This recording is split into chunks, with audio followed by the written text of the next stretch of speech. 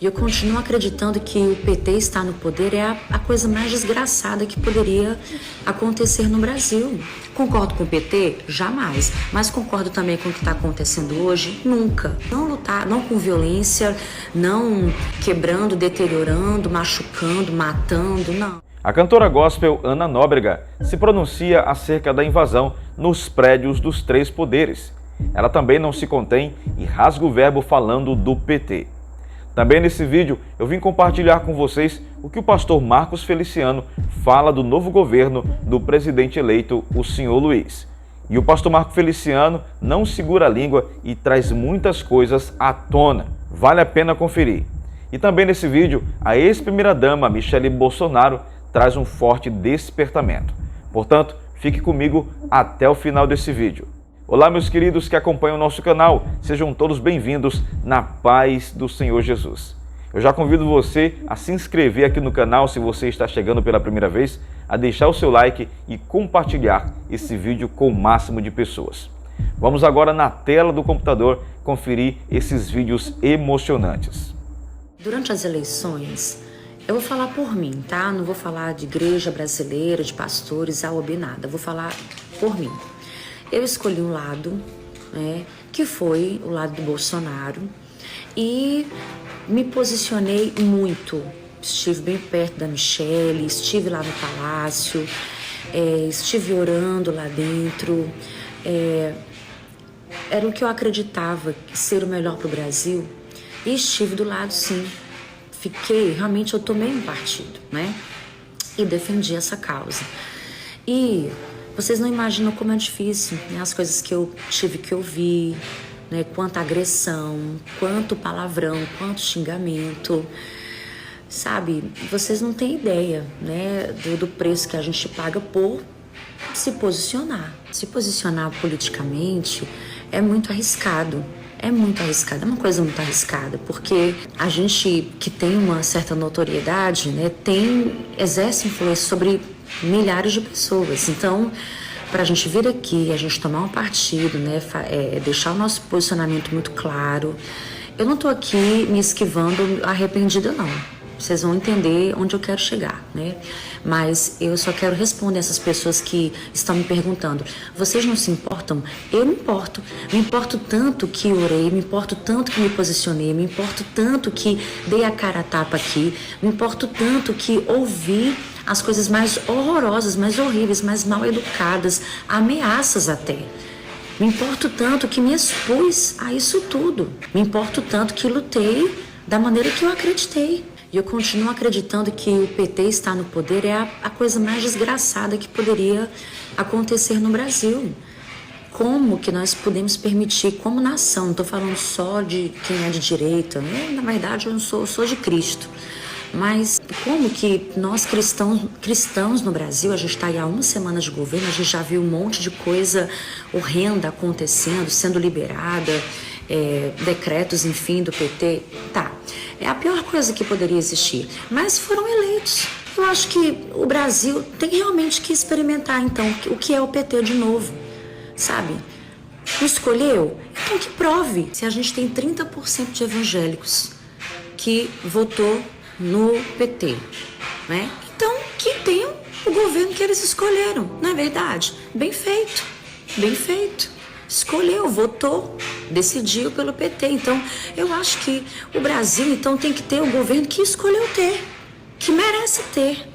E aqueles que não concordam com o PT, que não votaram no PT, que não fazem parte, não têm parte com o que está acontecendo ou que ainda vai acontecer com o PT, né? Esses vão ser guardados, vão ser salvos. É como uma pandemia, como uma peste que assola o mundo, mas aqueles que esperam no Senhor, aqueles que são guardados, estão em Deus, descansam no Senhor, vão ser guardados, vão ser livres.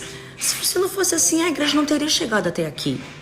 Então não é PT ou qualquer outra ideologia que vai nos parar. Agora, falando especificamente de hoje, sou bolsonarista? Não sou bolsonarista, né? Já justifiquei meu voto, já falei por que nós, como casa, escolhemos votar no Bolsonaro, porque os princípios eram os que mais se aproximavam dos nossos, né?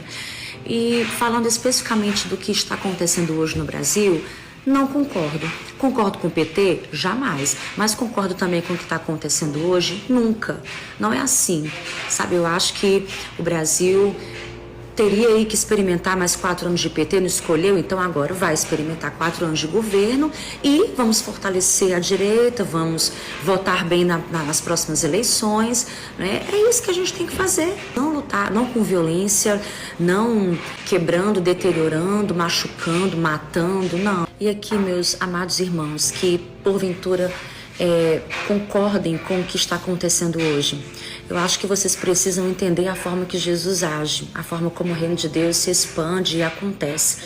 Os discípulos, quando Jesus morreu, né, eles ficaram muito desapontados porque estavam esperando um revolucionário, alguém que pudesse destituir todo o Império Romano e os libertasse daquele regime político, daquela escravidão.